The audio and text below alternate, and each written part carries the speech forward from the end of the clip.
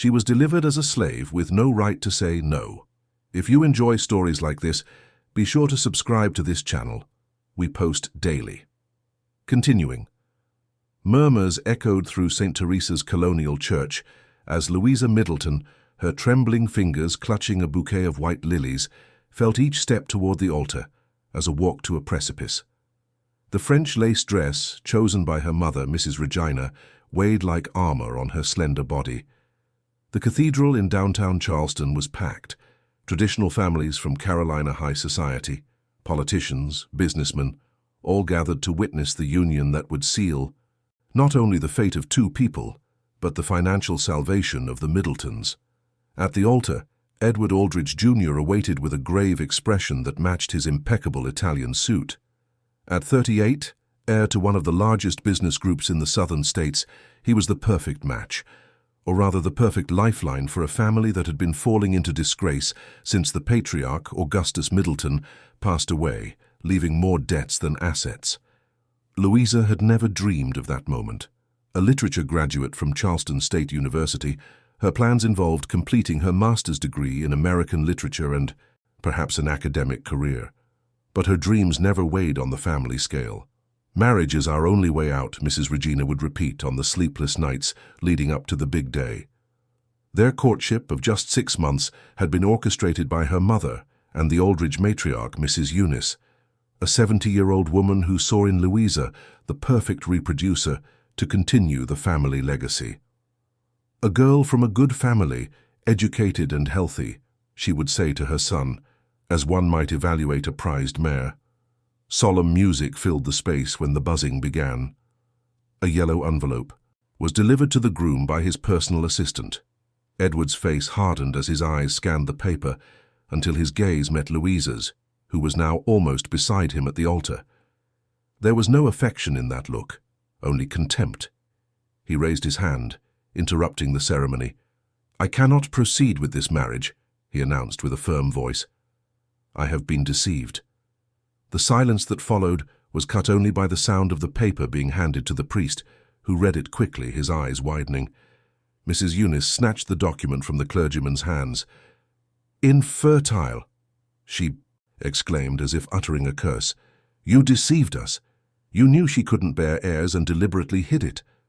Louisa felt the ground disappear beneath her feet. She had never had any fertility tests. This was impossible, an absurd lie. But before she could articulate a defense, her own mother stepped forward. "That cannot be true. My daughter is perfectly healthy." The ensuing argument turned the religious ceremony into a grotesque spectacle. Accusations were thrown back and forth. The medical report, Louisa later discovered, was falsified, a setup likely orchestrated by Edward's cousin, Philip, who had always opposed the marriage. But the veracity of the document no longer mattered. The damage was done. "You owe us $1 million for the wedding costs," Mrs. Eunice vociferated, "in addition to the damage to our family's image." The next day, as Charleston buzzed with rumors of the defective bride who'd been abandoned at the altar, Louisa remained locked in her room, refusing to eat or speak. Through the door, she heard her mother's shouts on the phone, pleading for extensions from creditors who were already threatening to take the Middleton family home, their last remaining asset. "We are ruined," Mrs. Regina murmured, finally entering her daughter's room 3 days later. "Because of you." "My fault? That report is false. I never had any fertility test." "It doesn't matter anymore. What matters is that no one else in this city will want to marry you, and we've lost everything." That's when the phone rang. An unusual proposal came through a lawyer. A businessman from the northern states, Matthew Stone, was looking for companionship for his isolated property in rural Maine. A woman who could manage the house and offer intellectual company. In return, he offered to pay off all the Middleton family's debts. "It's an indecent proposal," Louisa protested, horrified by her mother's suggestion that she accept. "It's our only way out. Or would you prefer to see your family in destitution? Your younger brother unable to continue medical school?" William, the youngest in the family, was the only one who truly cared about her. Imagining her brother losing the opportunity to graduate caused Louisa physical pain. "We're not selling you," Mrs. Regina argued, with the pragmatic coldness that had always characterized her. It's a governor's position, and it can be temporary until we find another solution. The following week, after an agreement, signed by lawyers in a discreet Charleston hotel, Louisa embarked for the north with only 2 suitcases, one with clothes, the other with books. She didn't cry when she said goodbye to her mother. She only hugged her brother tightly, promising she would be fine. The flight to Portland, Maine was followed by 3 hours in a car with tinted windows, driven by a silent chauffeur who only offered her water and refused to answer any questions about her new employer. When they finally passed through the gates of a property surrounded by preserved forest land, night had already fallen, making it impossible to assess the dimension of the place. The house, revealed by the car's headlights, was a modern construction of exposed concrete, glass, and wood, nestled on a hillside overlooking the sea. Imposing, cold, isolated, perfect for someone who wished to disappear from the world. "Welcome to the House of Winds," the driver said, finally breaking the silence as he removed the suitcases from the trunk. "Mr. Stone will receive you in the morning. Jeanette will show you your room and anything else you need." A woman of approximately 60 awaited at the front door with a discreet smile and curious eyes. "Come, dear," she called with a distinct New England accent. "You must be exhausted." The room designated for Louisa was on the 2nd floor, with large windows overlooking the ocean. It was spacious, decorated with elegant simplicity. A king-size bed, a solid wood desk, a reading armchair, a private bathroom with a bathtub that seemed carved out of the stone itself. There were fresh flowers on the nightstand, and a small built-in library with classics of American and international literature. "Mr. Stone asked us to set aside these books for you," Jeanette explained. "He said you like Clarice Lispector." Louisa felt a shiver. How did this stranger know her literary preference? "Dinner will be served in half an hour if you wish to come down," the housekeeper continued, "or I can bring a tray to your room." "I prefer to stay here tonight," Louisa replied, still stunned by the whirlwind of events of the past few weeks. "Mr. Stone, what is he like?" Jeanette hesitated, as if carefully weighing her words. "Reserved, fair. Not a man of many words. He lost his wife 4 years ago and has lived practically reclusive here ever since." After a light meal she barely touched, Louisa spent hours in the bathtub, letting the warm water wash away the fatigue and the tears that finally came. What was she doing there? What would become of her now, practically sold to a stranger? The dark possibilities her imagination created left her sleepless until dawn. When the first rays of sun penetrated through the diaphanous curtains, she got up, put on a simple set of trousers and a blouse, and went downstairs, determined to face her new reality with the dignity she still possessed. The man who awaited her on the veranda, contemplating the sea with a cup of coffee in his hands, was nothing like she had imagined.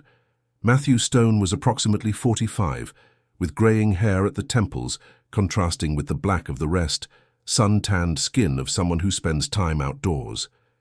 He was not handsome in the conventional sense. His nose had been broken once, a thin scar cut his left eyebrow, and expression lines marked the contour of his eyes.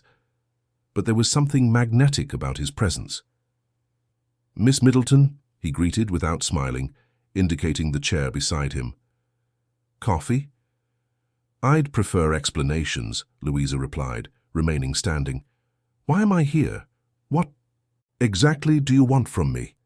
Matthew observed her for a moment, as if assessing her courage. "Please sit down. I don't like to crane my neck upwards." Reluctantly, Louisa accepted the offered chair.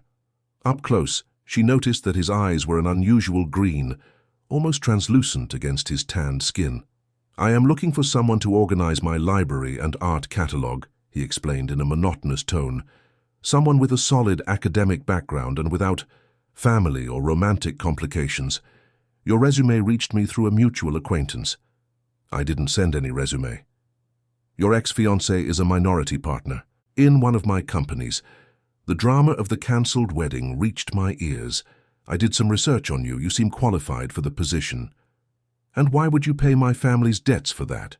You could hire anyone." Matthew placed the cup on the glass table. "I have my reasons. Let's say I appreciate people who have been underestimated." He paused. "You will stay here for a year. You will have freedom to use the property, unrestricted access to the library and the collection. In return, you will organize my collection and accompany me to some events when necessary, nothing more. Nothing more, so you don't expect me to— I am not that kind of man, Miss Middleton. His tone hardened. If that's what your family insinuated, I regret to disappoint you. I am interested in your intellect, not your body. A blush of shame and indignation rose to Louisa's face. My family didn't insinuate anything. It was I who presumed the worst. Understandable. He stood up. Jeanette will show you the library after coffee. I have a video conference in 10 minutes. We'll talk more during dinner. And so he withdrew, leaving her with more questions than answers. Throughout the day, Louisa toured the property, guided by Jeanette. The House of Winds revealed itself to be even more impressive in daylight. 3 stories of contemporary architecture, perfectly integrated into the lush nature that surrounded it. The library, occupying the entire 3rd floor, was the heart of the house, an impressive collection of rare volumes, first editions, historical manuscripts, arranged without any apparent order. Mr. Stone has been collecting for 20 years, but he never had the time or patience to organize, Jeanette explained. Since his wife passed away then, the collection has grown unchecked. His wife? You mean his wife? Annabelle, a wonderful woman. She died of cancer 4 years ago. They were very happy. Jeanette hesitated. He never fully recovered. In the days that followed, Louisa immersed herself in the cataloguing work, grateful to have something to occupy her mind besides her own recent traumas. Matthew was rarely present. He traveled constantly for business or locked himself in his ground-floor office. When they met for dinner, their conversations were formal, almost exclusively about books, art, or the progress of the work in the library. 2 weeks after her arrival, during a violent storm that lashed the Maine coast, Louisa worked late, absorbed in cataloguing a rare collection of American modernist literature. The wind howled against the panoramic windows, and the thunder made the house structure vibrate. "You should rest," a deep voice said behind her. Louisa started, dropping a book. Matthew was standing at the library door, holding 2 glasses of red wine. "I'm sorry, I didn't hear you come in," she replied, picking up the volume. "I lost track of time." "I noticed. It's almost 2 in the morning." He approached, offering her one of the glasses. "Argentinian Malbec. I thought you might appreciate it while the storm passes." That was the first moment of real proximity between them. Sitting in armchairs near the lit fireplace, they discussed literature for hours. Louisa discovered that Matthew possessed profound knowledge of the modernists she so admired. He, in turn, seemed genuinely impressed by her analyses of Clarice Lispector and Guimarães Rosa. "Why did you never finish your master's degree?" he asked, when the conversation drifted to more personal matters. "Family finances. After my father died." Louisa stopped, not wanting to reveal the full humiliation of the Middletons.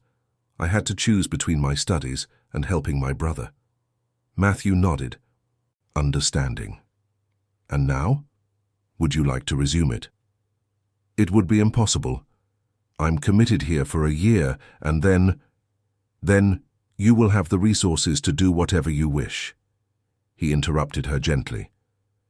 "Part of our agreement includes a fund for your future. I didn't mention it before because I didn't want you to think I was buying your freedom, just financing your independence." Something in the way he spoke, direct and straightforward, disarmed the defenses Louisa had built over the years. This enigmatic man, whom everyone in the region described as cold and ruthless in business, showed a different side that night. There was respect in his gaze, genuine consideration for her opinions. "Why did you really choose me?" Louisa asked, emboldened by the wine and the almost intimate atmosphere that had formed. Among so many qualified people, why an abandoned bride at the altar with the stigma of infertility? Matthew's expression darkened. For a moment, Louisa thought she had crossed an invisible line and that he would withdraw, as he always did when the conversation became too personal. Instead, he stood up, walked to a specific shelf and took out a photo album. "I knew your undergraduate thesis on silenced female authors in 19th century American literature," he said, returning to the armchair. "It was the first thing I researched about you. Then, I found your articles published in academic journals. You have talent and sensitivity." He opened the album and showed a photograph where he appeared next to a young woman with curly hair and a luminous smile. Annabelle was a literature professor at the University of Maine, a specialist in writers from the colonial period. His voice acquired a softness Louisa had never noticed before. "When I read your work, I saw something of her, in you, the same passion for forgotten voices." The confession caught her off guard. So it wasn't just a job, it was a way for Matthew to keep alive the connection with his deceased wife through someone who shared her intellectual passions. "I'm sorry for your loss," Louisa murmured, feeling the weight of the responsibility she had unconsciously assumed. "It was a long time ago." He closed the album carefully. "But there are pains that never fully heal." That night, something changed between them. The silence that was once uncomfortable became comfortable. Shared meals ceased to be mere social obligations. Gradually, Matthew began to stay longer at the House of Winds, often working in the library, while Louisa catalogued the collection. 1 month turned into 2, and the harsh Maine winter gave way to the first flowers of spring. One sunny morning, Matthew invited her for a walk around the property, showing her hidden trails that led to a small private cove. "Annabelle loved to swim here," he commented, as they watched the waves breaking on the rocks. "She used to say the sea washed away all worries." "Did you meet at university?" Matthew smiled, a rare gesture that completely transformed his austere face. "We hated each other at university. I was an arrogant young man studying economics, convinced that literature was a waste of time. She was a scholarship student, an activist, passionate about social causes. We argued at every academic event." "And how did you end up together?" "A car accident. I was returning from a party, hit a tree. It was she who stopped to help me, even recognizing me as the capitalist jerk, as she used to call me." He paused, looking at the horizon. "I spent 2 months in the hospital. She showed up every day, bringing books. She said she finally had an opportunity to educate me." Louisa couldn't help but laugh. She sounded incredible. She was. For the first time since Louisa had known him, there was genuine warmth in his voice. "She taught me to see beyond money, beyond power. It was because of her that I started collecting, that I learned to value art, literature." As they returned to the house, walking side by side along the trail covered with dry leaves, Louisa felt Matthew's hand lightly brush hers. A contact so brief it could have been accidental. But the warmth that spread through her body and the look they exchanged confirmed that something was being born there, as unexpected as it was inevitable. The first time Matthew touched her deliberately was during an evening performance at the Portland Philharmonic Society. He had invited her to accompany him to a charity event, her first public appearance as what the outside world presumed to be his personal assistant. Louisa wore a black dress borrowed from Jeanette, too simple for the occasion, but it was all she owned. "It won't do," Matthew declared upon seeing her descend the stairs. There was no criticism in his voice, just a statement of fact. "I had some options brought for you. They're in your room." Louisa found 3 designer dresses still with tags, all in her exact size, accompanied by shoes and a box of discreet but visibly expensive jewelry. "I can't accept this," she protested when she returned to the hall, even though she was already wearing one of the dresses, an emerald green model that enhanced her brown eyes and tanned skin. "It's not a gift, it's a professional necessity," he replied pragmatically. But his eyes revealed appreciation when he saw her. "You represent me tonight." At the concert, seated beside him in the private box, Louisa noticed the curious glances and whispered comments. Matthew Stone, the reclusive billionaire widower, rarely appeared at social events since his wife's death. And now he appeared accompanied by an unknown woman. "Everyone is speculating who I am," she murmured, uncomfortable with the attention. "Let them speculate," Matthew replied, leaning closer. "Other people's opinions have never interested me." During the intermission, as they walked through the foyer crowded with people from the main elite, a couple approached. The man, approximately 60, had the arrogant air of someone accustomed to power. "Matthew, what?" "A pleasant surprise to see you socializing again," he greeted with false cordiality. "And with such interesting company." "Marcus," Selina.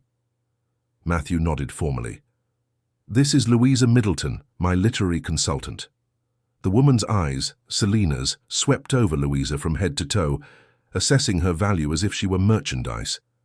Literary consultant. How fascinating. Her tone made it clear she didn't believe the introduction. And where are you from, dear? Charleston, Louisa replied, keeping her chin held high. Ah, a southerner. Matthew always had a weakness for the exotic. It was then that it happened. In a gesture that, to external observers, seemed casual, but which sent shockwaves through Louisa's body, Matthew placed his hand on her waist, pulling her slightly closer to him. Louisa has a master's in American literature from Charleston State University, he lied naturally. She's helping me prepare a publication on Carolina writers of the 19th century. The gentle pressure of his fingers against the thin fabric of the dress was like a point of heat that radiated throughout Louisa's body. It was a gesture of protection, perhaps of possession, but there was something more, an undeclared intimacy that made her heart race. We need to return to our seats, Matthew said, ending the uncomfortable conversation. The second movement will begin shortly. As they walked away, he kept his hand on her waist until they were out of sight of the couple. Only then did he release her, but the warmth of that touch remained on Louisa's skin long after. On the way home, the silence in the car was charged with unresolved tension. Louisa watched Matthew's profile against the occasional lights of the coastal road, trying to decipher what was going on in his mind. Who were those people, she finally asked. Marcus Archer, banker, investor, predator. Matthew's voice was cold. And a great friend of your ex-fiancé, by the way. Edward? They know each other. The world of the wealthy is small, Louisa, especially when it comes to keeping money circulating among the same families. He paused. Marcus tried to harm me in business several times, and he made unpleasant comments about Annabelle when we were married. Is that why you introduced me as having a master's? To impress him? Matthew turned briefly to face her. To protect you. If they think you're just my amusement, they'll try to use you to get to me. His frankness disarmed her. It was strange but comforting, how Matthew never tried to soften reality or treat her as if she were too fragile to face the truth. And what am I really to you? She dared to ask, surprised by her own audacity. He didn't answer immediately, focused on the winding road. When he finally spoke, his voice had a different quality, almost vulnerable. Something I didn't expect to find again. In the weeks that followed, a new dynamic established itself between them. Dinners that were once ceremonial became moments of deep conversations that extended into the early hours of the morning. The physical distance Matthew had always maintained began to diminish. A casual touch on the shoulder as he passed her in the library, his fingers brushing as they shared a book, his hand occasionally on her back as they entered a room. 3 months after her arrival at the House of Winds, Louisa received the first call from her brother, William. Her mother had allowed contact, now that the debts were being paid, and the young man was firmly in medical school. Is he treating you well, Lou? Her brother asked, concern evident in his voice. Can you speak freely? I'm fine, Will, better than I expected, actually. She hesitated, uncertain how much to reveal. Matthew is complex, but respectful. Mom says you were lucky, that he could have demanded much more for the money he paid. Her brother's words hit her like a slap. That's how her family saw the situation, as if she had been sold and should be grateful that her owner wasn't abusing his rights. It's not like that, she protested, but she knew that's exactly how the agreement looked from the outside. I have my own space, my work. No one forces me to do anything. And when does it end? The contract, I mean. The question caught her off guard. It had been weeks since she had thought about the 1-year term initially stipulated. The idea of leaving the House of Winds, of moving away from Matthew, caused a feeling of emptiness she couldn't name. I don't know, she answered honestly. Maybe I'll stay longer. The work in the library is extensive. The silence on the other end of the line revealed that William had his own suspicions about what was truly happening. I just want you to be happy, Lou, he finally said. After everything that happened, you deserve it. That night, as they dined on the veranda under a starry sky, Louisa was uncharacteristically silent. "Something is bothering you," Matthew observed, pouring more wine into her glass. "The conversation with my brother made me think about the agreement we made. Do you wish to terminate our contract?" There was a subtle tension in his voice, almost imperceptible. "No." The answer came quickly, instinctively. "I'm just confused. What started as a commercial transaction now seems something else." Matthew put down his fork, looking at her intensely. "And what does it seem to be?" Louisa felt her face flush. "I don't know how to define it, but I no longer feel like an employee." "I never saw you that way." "Then how do you see me?" Instead of answering with words, Matthew stood up, walked around the table until he was beside her. He extended his hand, inviting her to stand. When their bodies were close, almost touching, he traced the contour of her face with his fingers, a touch as light as the sea breeze that enveloped them. "I see someone who brought life back to this house," he murmured. "Someone who makes me feel things I thought were dead with Annabelle." The confession, so direct and vulnerable, broke down the last barriers Louisa maintained. When Matthew's lips finally met hers, there was no hesitation, just the recognition of something that had already existed between them for weeks, perhaps since the beginning. The kiss began gently, almost reverently, but quickly transformed into something more intense, laden with desire contained for too long. Matthew's hands, firm on her waist, conveyed an urgency that echoed in Louisa's own body. It was she who broke the kiss, breathing heavily against his chest. "I don't want you to think I'm doing this out of obligation," she whispered. "Because of the agreement, the money. Look at me." His voice was firm. When their gazes met, there was an almost solemn seriousness on Matthew's face. "Nothing between us has anything to do with contracts or money. It never has." That night, under the starry sky of the Maine coast, Louisa gave herself to Matthew not as an obligation, but as a choice. Their bodies met with the familiarity of those who had known each other for lifetimes, not months. There was no embarrassment or hesitation, just the mutual discovery of two people who had found in each other something they hadn't expected. Afterward, lying against his chest in the spacious master bedroom, Louisa felt a peace she hadn't experienced since before her father's death, perhaps never. "What are you thinking about?" Matthew asked, stroking her hair. "How unpredictable life is. 4 months ago I was about to marry a man I barely knew for convenience. Now I'm here with someone I met under the strangest possible circumstances, feeling this." "And what is this?" he teased, a rare smile playing on his lips. Louisa hesitated. It was too early to name, too dangerous. But the honesty that had always characterized their interactions did not allow for evasions. "I think I'm falling in love with you." Matthew's expression became grave, not with rejection, but with an intensity that made her hold her breath. "I fought against it," he admitted. "After Annabelle, I swore I would never allow myself to feel again. I considered it a disrespect to her memory." He paused, his fingers tracing patterns on Louisa's bare shoulder. "But then you arrived, and little by little, without realizing it, I started to live again." The following weeks were like a dream. Days, filled with work in the library, now done side by side, and nights of increasing intimacy.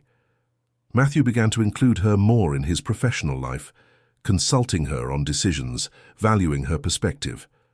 Louisa, in turn, blossomed under the genuine appreciation of her intellect and sensitivity. It was during this period of almost perfect happiness that the first signs of physical change appeared.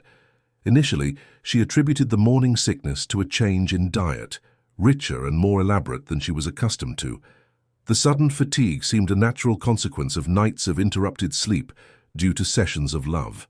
But when her menstrual period, always regular as a clock, was 2 weeks late, she could no longer ignore the possibility. "You're pale," Matthew observed during breakfast. "Are you sick?" Louisa hesitated. The rumor of infertility that had destroyed her previous marriage still weighed like a shadow. What if she was actually pregnant? How would Matthew react? He had never spoken about having children, not even with Annabelle.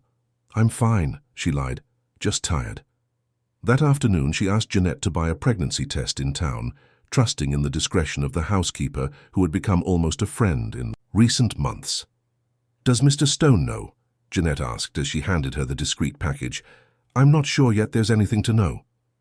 The housekeeper nodded, but there was a sparkle in her eyes that Louisa couldn't interpret. "It would be a blessing for this house," she simply said. "It's been a long time since children's voices were heard here." The test, performed with trembling hands in the bathroom of her personal room, which she rarely used now that she shared Matthew's room, revealed two unmistakable pink lines. Pregnant. 4 to 6 weeks, she calculated mentally. The irony was not lost on Louisa. The woman rejected at the altar for supposedly being unable to bear children now carried a life within her. It was the most complete redemption she could imagine, but also unknown territory, not only for her, but for her relationship with Matthew. For 3 days she kept the secret, observing him with new eyes, trying to imagine his reaction. Matthew was kind, generous, but also intensely private, a man who had built emotional walls after the traumatic loss of his wife. A baby would change everything. On the 4th night, she could no longer contain the truth. They were sitting in the library, Matthew working on his laptop while Louisa catalogued a newly acquired collection of modernist first editions. "I'm pregnant." The words came out abruptly, without preamble. Matthew froze, his fingers motionless on the keyboard. For a moment that seemed endless, he didn't react. Then, slowly, he closed the computer and turned to her. "Are you sure?" he asked in a neutral voice, impossible to read. "I took the test 3 days ago, and I have all the symptoms." 3 days. It wasn't a question, but there was something accusatory in the tone. "Why did you wait so long to tell me?" "I was afraid." "Of me?" The pain in his eyes was evident. "Of everything changing." Louisa felt tears forming. "Of what this means for us, for you who have already lost so much. I don't know if you want a child, if you're ready." Matthew crossed the space between them in 2 long strides, kneeling before her. His hands, always firm, trembled slightly as they touched Louisa's face. "I thought I would never have the chance to be a father," he said with a choked voice. "Annabelle and I tried for years without success. When she got sick, we gave up on that dream." "So you want to? A child of yours? Ours?" His green eyes, usually controlled, shone with contained emotion. "It's more than I ever dared to hope for." The relief that flooded Louisa was so intense that she felt dizzy. She threw her arms around his neck, sobbing against his shoulder. "I thought maybe it was too early, that maybe you weren't ready for a family." Matthew gently pushed her away, just enough to look into her eyes. "When Annabelle died, I thought my life was over. I spent 4 years existing, not living. You changed that." He placed his hand on her still flat belly. "And this life, is a new beginning I never imagined I deserved." That night, they made love with a new tenderness, almost reverent. Matthew treated Louisa's body as if it were made of crystal, his kisses softer, his touches more delicate. "We need to formalize our situation," he said later, as he traced lazy circles on her bare back. "What do you mean?" "I want you to marry me, not because of the baby, but because I can no longer imagine my life without you." The proposal, simple and direct as was characteristic of Matthew, brought new tears to Louisa's eyes. "Are you sure? After everything that happened in my last wedding, that was a farce, a commercial arrangement disguised as a marriage. What we have is real." He propped himself on his elbow, looking at her intently. "Unless you don't want to marry, I'll understand if you prefer to maintain your independence." "I want to be your wife," she replied without hesitation. "More than anything." Jeanette received the news of the pregnancy and the imminent wedding with barely contained joy. "The house will be alive again," she declared, embracing Louisa with genuine affection. "Mr. Stone deserves this happiness, and you too, my dear." The ceremony would be simple, just Matthew's few close friends, some trusted employees, and William representing Louisa's family. Mrs. Regina was not invited, a decision Louisa made firmly despite Matthew's polite protests about letting the past go. She sold me, Matthew, like merchandise. I don't want her on our special day. He did not insist, respecting her position as he always did. The week before the wedding, when Louisa was 3 months pregnant and a gentle rounding was already visible under her dresses, an unexpected call disturbed the peace they had built.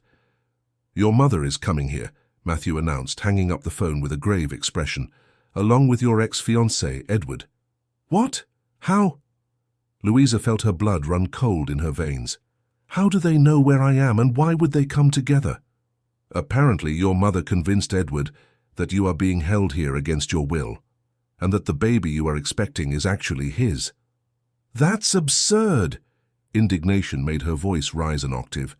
"I was never with Edward in that way, never." Matthew approached, taking her hands in his. "I know that. But they are using this narrative to try to extort money. They threaten to create a scandal if we don't pay. I won't let them ruin what we've built."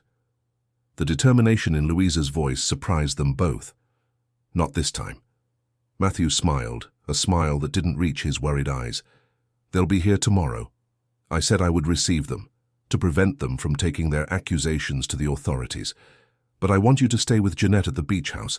I don't want you to go through the stress of facing them in your condition." "No way." Louisa raised her chin, defiant. "This is my life, my child, my future husband. I will face my mother and Edward head on." The admiration in Matthew's eyes was evident. "Are you sure?" "Absolutely. We'll end this once and for all." As they awaited the unwelcome arrival the next day, Louisa couldn't avoid the anxiety growing in her chest.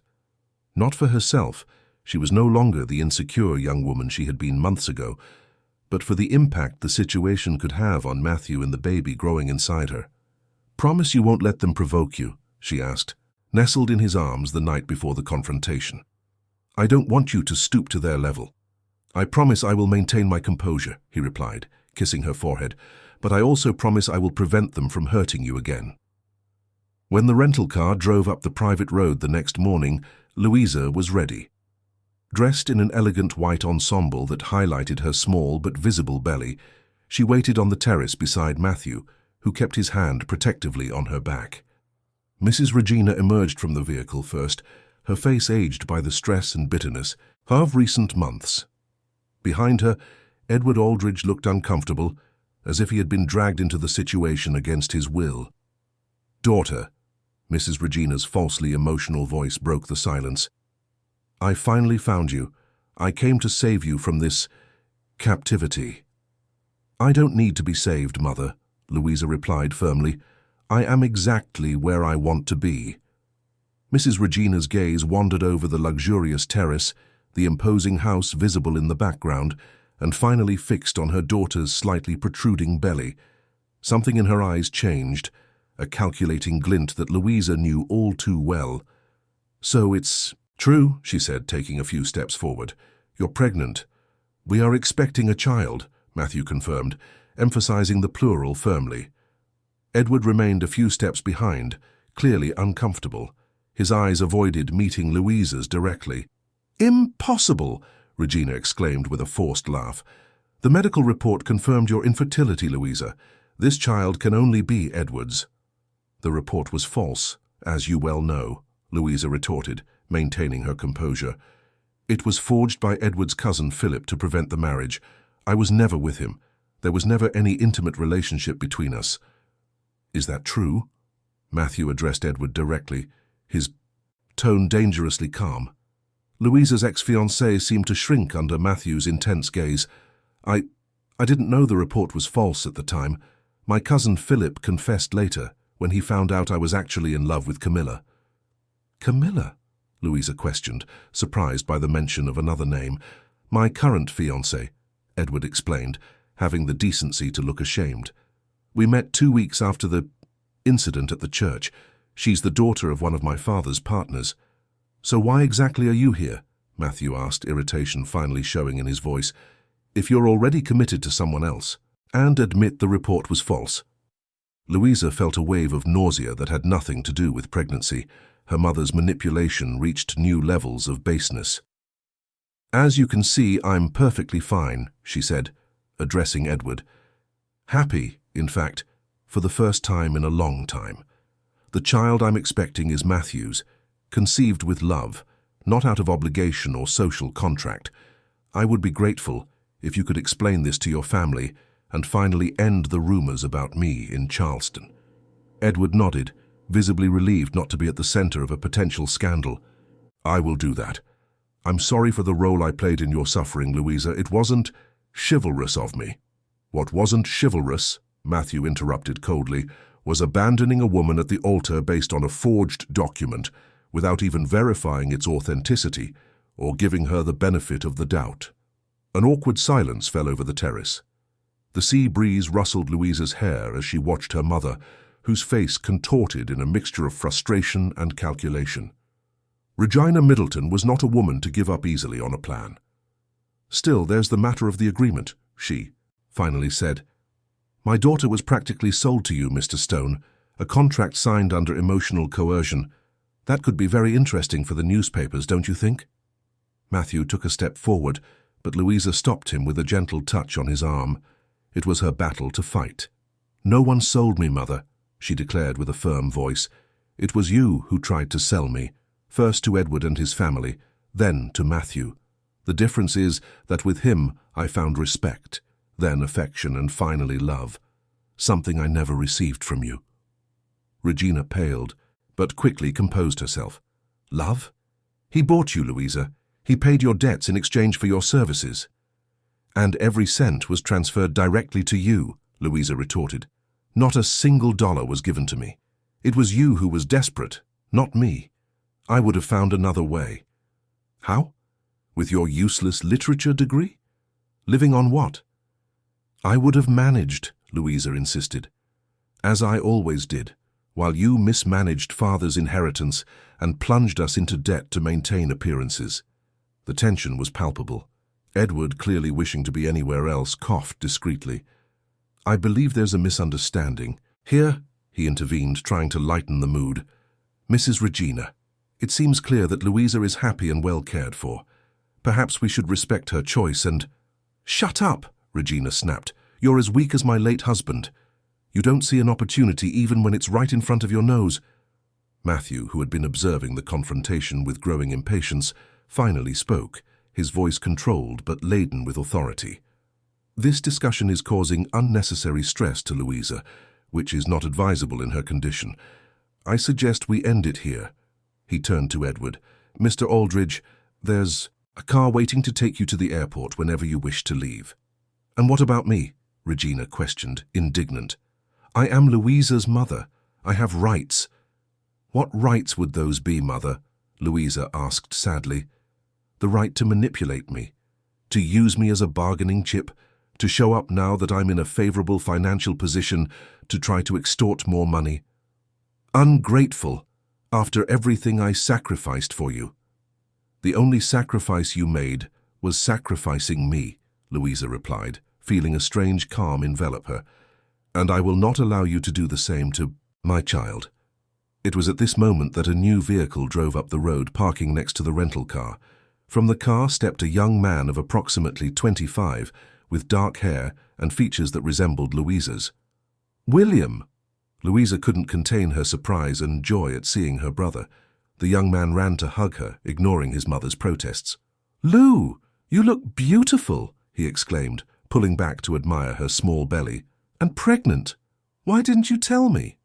"We were going to tell you in person this weekend when you came for the wedding," she explained, smiling despite the tense situation. William turned to Matthew, extending his hand. "You must be Matthew. Thank you for taking care of my sister." "The pleasure is mine," Matthew replied, shaking the young man's hand firmly. "Louisa talks about you a lot." "William," Regina intervened, scandalized, "what do you think you're doing?" The young man faced his mother with a mixture of weariness and determination. "Preventing you from ruining Lou's life once again. I discovered your plans when I went through your emails, the blackmail you planned, the story you invented to convince Edward to come here." Louisa felt a lump in her throat. Her brother had always been her protector ever since childhood. when their father drank too much, and their mother took out her frustrations on her. "How dare you?" Regina vociferated. "Go through my private documents." "Private like father's letters you hid from Lou," William retorted. "The ones where he apologized for not having the strength to stand up to you and protect her." Tears began to form in Louisa's eyes. "Father wrote to me." William nodded, pulling a stack of yellowed envelopes from the inside pocket of his jacket.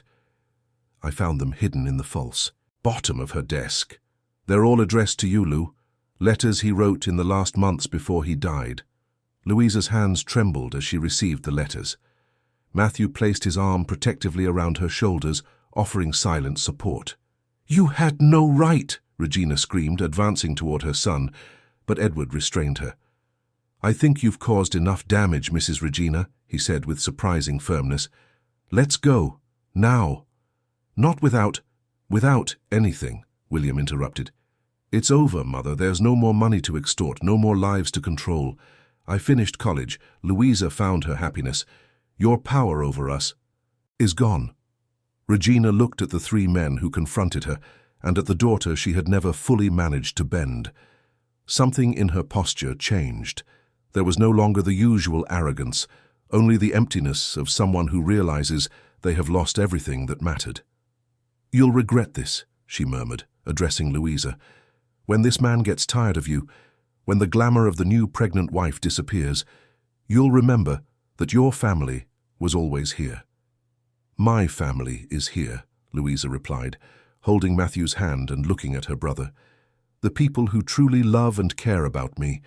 Regina turned and walked stiffly to the car, her wounded dignity her only companion. Edward mumbled an embarrassed apology and followed her. When the vehicle drove down the road and disappeared around the bend, Louisa felt as if a huge weight had been removed from her shoulders. She hugged her brother again, then turned to Matthew. "Thank you for not losing your composure," she said softly. "I know how much you wanted to put her in her place." "You did that much better than I ever could," he replied, kissing her on the forehead. "Your strength impresses me every day." William watched the interaction with a smile. "So, when is this wedding no one told me about?" That night, after William settled into the guest room, Louisa sat in the library with her father's letters spread before her. Matthew had given her privacy, understanding the importance of that moment. With trembling fingers, she opened the first envelope, dated 2 weeks before Augustus Middleton's death. "My dearest Louisa," the letter began. "When you read this, I will probably have passed on. The cancer is advancing faster than the doctors predicted, and there are so many things I need to tell you. While I still have clarity of thought—" Tears flowed freely as Louisa read her father's words, his regret for not having been stronger, for not having protected her from her mother's ambition and coldness, his pride in his daughter's intellect and sensitivity. In the last letter, written just 3 days before his death, a specific paragraph made her heart ache. "My greatest wish is that you find someone who sees your light, daughter, someone who values not only your external beauty, but the beauty of your sensitive and brilliant soul. Do not let your mother convince you that your worth lies only in what you can offer as the wife of someone important. You deserve to be loved for who you are, not for what you represent socially." Closing her eyes, Louisa felt a deep peace envelop her. Her father, even in his final moments, had wished for her exactly what she had found with Matthew, a love based on respect and genuine appreciation. When Matthew finally returned to the library, he found her serenely asleep on the sofa, the letters carefully arranged beside her. Gently, he picked her up in his arms and carried her to the bedroom, settling her in the bed they now shared. "Is she okay?" William asked, who was waiting in the hallway with a worried expression. "She's at peace," Matthew replied. "Finally." The wedding, held 3 days later on the property, was exactly as Louisa had always dreamed, intimate, surrounded only by people who genuinely cared about her. Under an arch of native flowers that Jeanette had helped decorate, with the ocean as a witness, she and Matthew exchanged vows they had written themselves. "I promise never to see you as property," he declared, his normally controlled voice choked with emotion. "But as a partner, an equal, a companion on this journey. I promise to respect your independence as we build a life together. I promise to be a present father to our child and a husband who will strive every day to deserve your love." When it was her turn, Louisa held his hands firmly, ignoring the tears that marked her face. "I promise to be your strength when you need support and to accept your support when my strength fails. I promise never to forget that our union was born of choice, not obligation. I promise to honor Annabelle's memory, keeping alive her legacy of kindness and intelligence. And I promise that our child will know that they were born of the most improbable and most true love." William, as Louisa's only family present, led her to Matthew and symbolically placed her hand in his, not as one who gives away a possession, but as one who blesses a union of equals. The following months brought a tranquil and happy routine to the House of Winds. The work in the library continued, now with Louisa officially named as curator of the stone collection. Her belly grew each week, accompanied by the anxiety and excitement of the expectant parents. Matthew transformed one of the adjacent rooms to the master bedroom into a perfect nursery, with sustainable design furniture and a children's library already filled with classics of American and world children's literature. "Our child will have access to the best stories from the cradle," he declared, meticulously organizing the books by age group and theme. Louisa smiled at seeing him so involved. "What if it's a girl?" "Even better," he replied without hesitation. "The world needs more strong and intelligent women like her mother." The choice of name was a shared decision. If it was a boy, it would be Gabriel Augustus, honoring Louisa's father. If it was a girl, Anna Louisa, combining Annabelle's name with her mother's. "Are you sure?" Louisa asked, surprised by Matthew's suggestion to honor his first wife. "I don't want our daughter to live under a shadow." "It won't be a shadow but a blessing," he assured her. "Annabelle taught me to love. You taught me to live again. Our daughter will carry the best of two extraordinary women." In the 6th month of pregnancy, as the couple admired the sunset on the veranda, Matthew handed Louisa an envelope. "What's this?" she asked, curious. "Your acceptance letter to the doctoral program at the University of Maine. It starts next semester, 6 months after the baby is born." Louisa's eyes widened. "But I didn't apply." "I know," he admitted. "I took the liberty of sending your unfinished master's thesis to Professor Helen Vance, who was impressed. She's willing to be your advisor if you accept." Tears of joy welled up in Louisa's eyes. "But what about the baby? And the library?" "We'll have help with the baby. Jeanette has already offered to be the most doting nanny in the world. And as for the library, it will be here when you have time. There's no rush." Matthew held her hands. "Your father wanted you to fulfill your academic dreams, Louisa. I do too." That night, nestled in her husband's arms, Louisa reflected on the improbable path that had led her there. From humiliation at the altar to meeting a man many feared but few truly knew. From the woman considered defective to a future mother and doctoral student.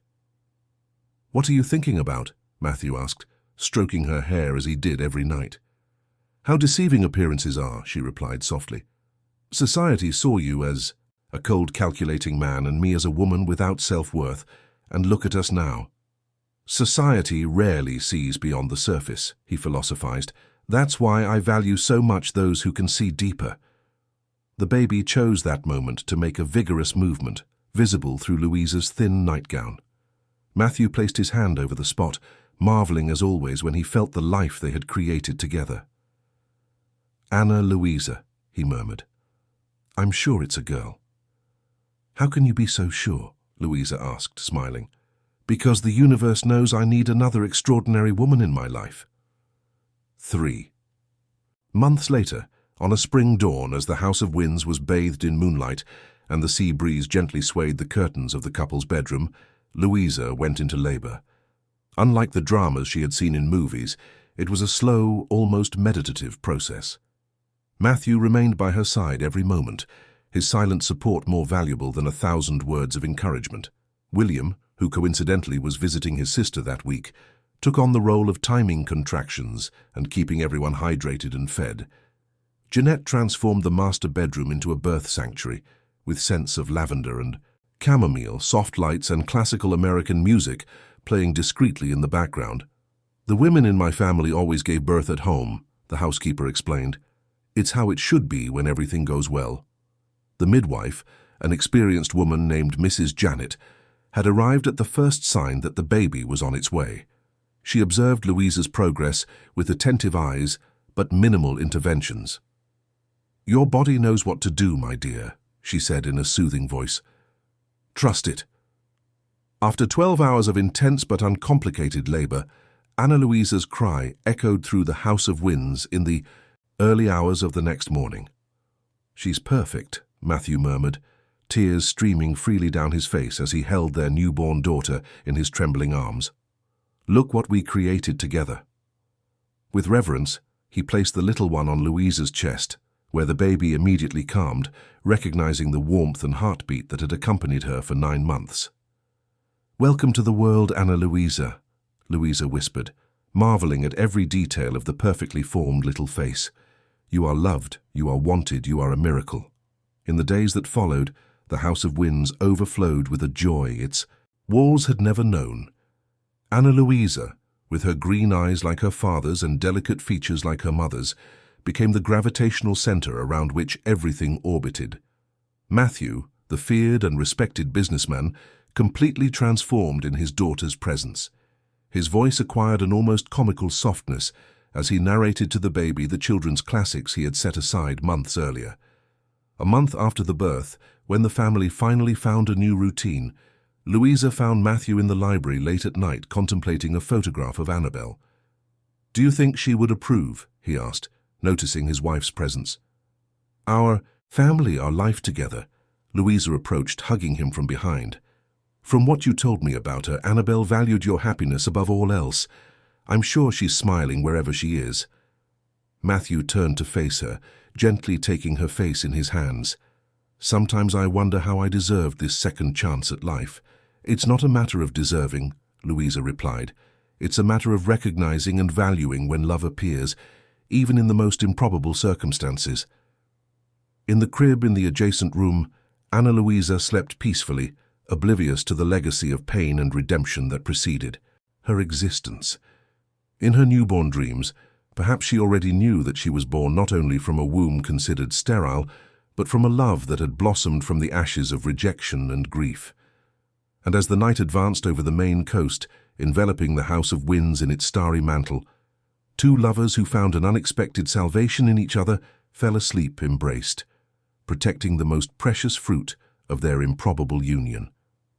"You were never broken," Matthew whispered against Louisa's hair, repeating the words he had said months earlier. "It was love and the courage to start anew that made you bloom."